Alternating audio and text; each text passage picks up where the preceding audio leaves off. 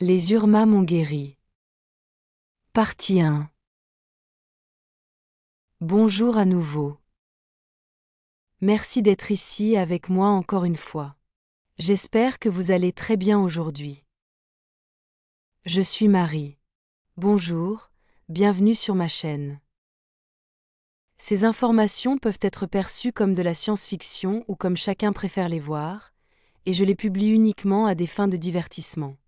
Cependant, je prends mes informations très au sérieux, et pour quiconque a des yeux pour voir.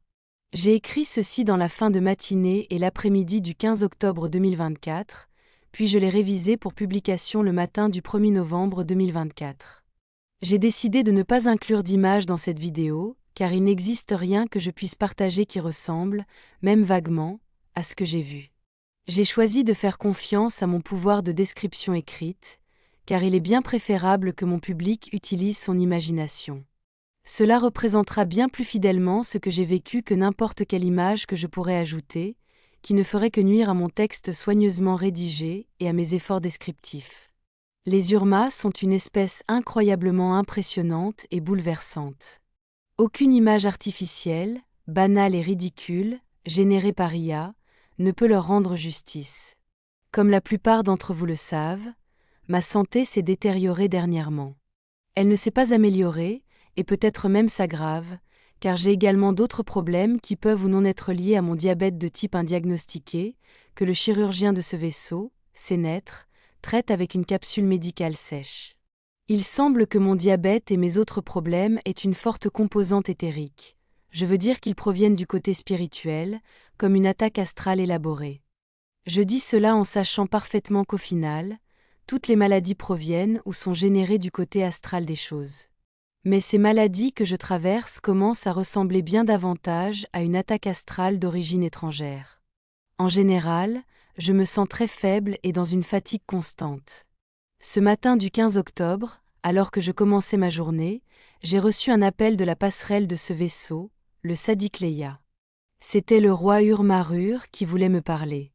Il m'a dit qu'étant bien conscient des problèmes de santé que je traverse et sachant qu'ils ont très probablement une origine astrale, il m'invitait à une procédure de guérison Urma à bord de son vaisseau, l'avion 1. Il m'a assuré qu'aucun mal ne me serait fait, puisqu'il ne s'agissait pas d'une procédure médicale traditionnelle, et qu'au minimum je me sentirais bien mieux après.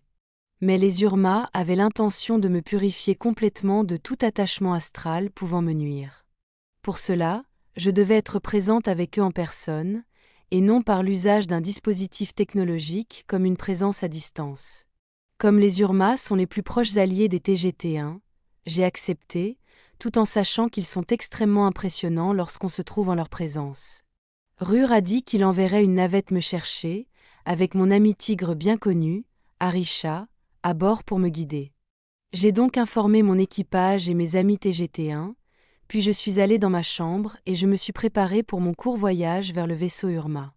J'ai mis une simple robe blanche, mi-longue et sobre, avec de petites chaussures féminines à talons bas, ma cape violette et ma petite couronne diadème.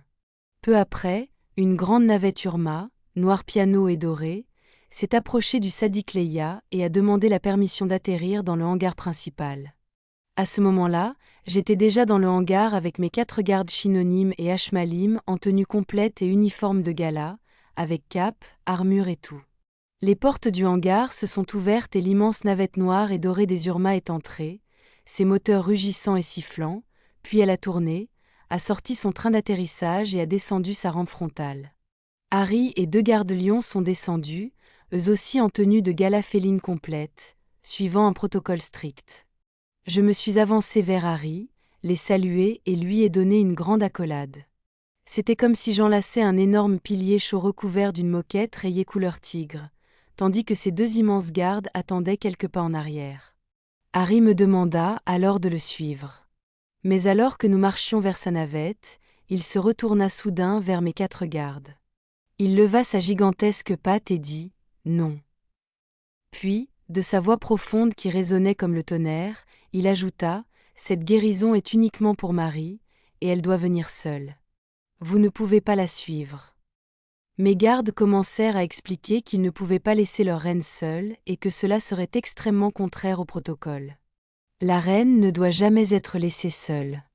Harry répondit d'un profond grondement, « Pas cette fois. Vous ne pouvez pas suivre. Vous devez nous faire confiance. Vous nous connaissez, et vous savez que nous ne pourrions pas être plus loyaux. Vous devez la laisser venir seule avec nous, sinon elle pourrait ne pas survivre à ce qui la ronge. » Je me suis retournée et j'ai calmement ordonné à mes gardes de se retirer, leur disant que j'allais bien.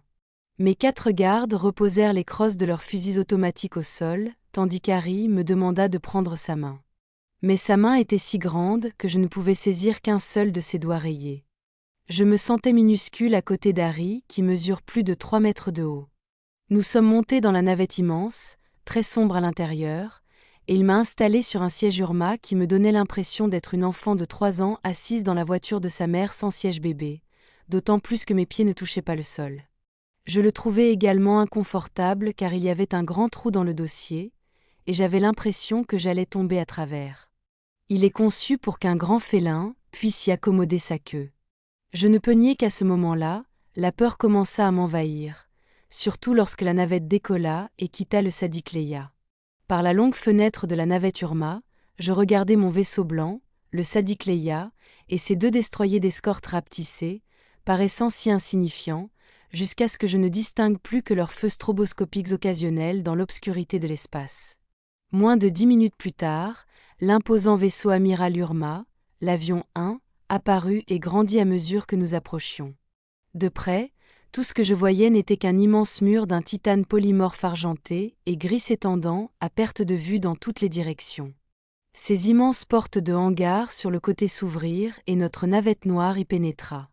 Une fois posée, je descendis du gigantesque siège, sautai sur le sol et marchai avec Harry sur la rampe, tenant son petit doigt. C'était la toute première fois que je me trouvais à bord d'un vaisseau Urma en personne, sans technologie de présence à distance. Même l'air y était différent, plus lourd à respirer et dégageant une odeur féline.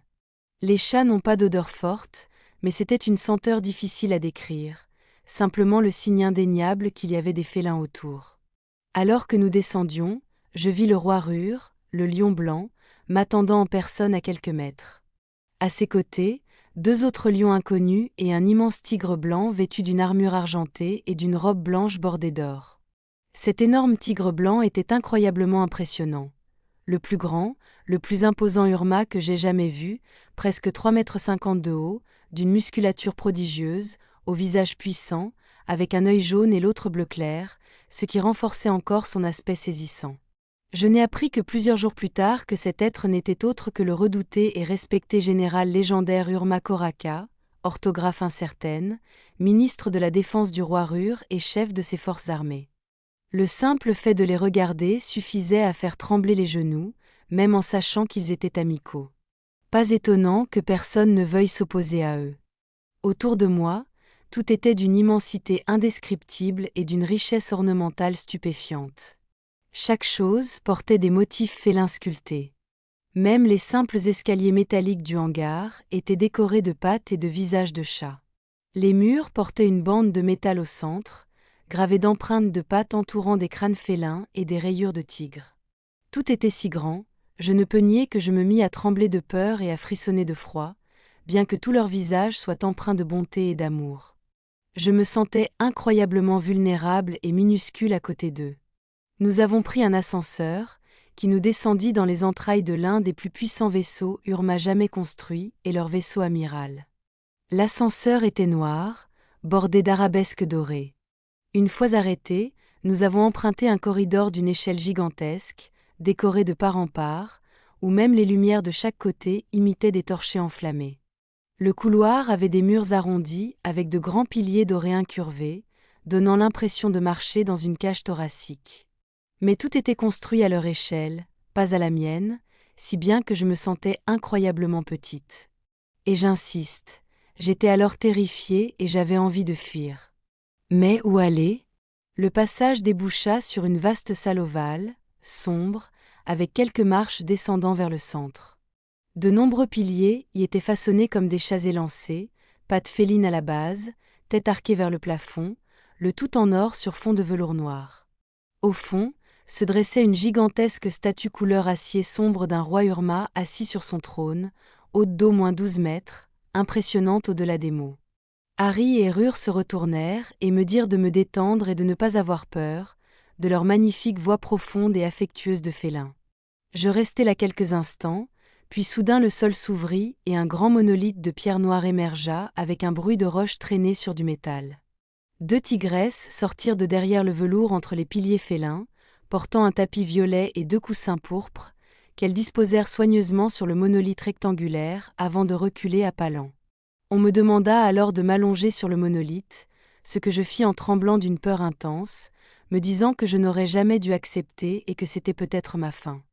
Je m'allongeai face vers le ciel, la tête posée sur les coussins, lorsque le roi Rur d'un côté et Harry de l'autre posèrent leurs mains sur ma tête. Ils me dirent calmement de ne pas m'inquiéter, que j'étais parfaitement en sécurité avec eux, et qu'en fait je n'avais jamais été aussi en sécurité, quoi que cela puisse signifier. N'aie pas peur, dit Rur, et profite simplement du voyage. Les 2 grands félins reculèrent d'un pas, et aussitôt, sortant d'entre les piliers dorés en forme de chats élancés, d'autres lions et tigres en armure de gala et masques de guerre dorés s'avancèrent vers moi, alternant lions puis tigres, formant un cercle autour du monolithe. D'autres encore entrèrent avec de grands tambours de guerre qu'ils commencèrent à battre avec une puissance impressionnante, résonnant jusque dans mes os, tandis que les lumières s'éteignaient jusqu'à l'obscurité totale. Je tremblais dans le noir, quand soudain les tambours s'arrêtèrent d'un coup. Alors une lumière dorée jaillit du monolithe sous moi. Je vis que j'étais entouré d'au moins 30 immenses lions et tigres Urma, tous fixant mon regard. Le cercle le plus proche fit un pas vers moi, et tendit ses immenses pattes au-dessus de moi. Je ressentis leur message télépathique écrasant. Je ne devais pas m'inquiéter, je devais me libérer de toute peur et leur faire confiance. Difficile à faire, car je me sentais comme une créature infiniment fragile encerclée par d'innombrables prédateurs alpha, au cœur de leur vaisseau. Ceux qui étaient le plus près sortirent un sceptre identique, long, en or massif, sculpté comme un félin élancé avec 4 pattes à la base et une tête de lion rugissant au sommet. Ils les présentèrent vers moi, comme pour que les lions au sommet me fixent. Puis ils les éloignèrent et commencèrent à frapper le sol avec, tout en entonnant un chant dans leur ancienne langue Urma, de leur voix profonde et grondante comme le tonnerre.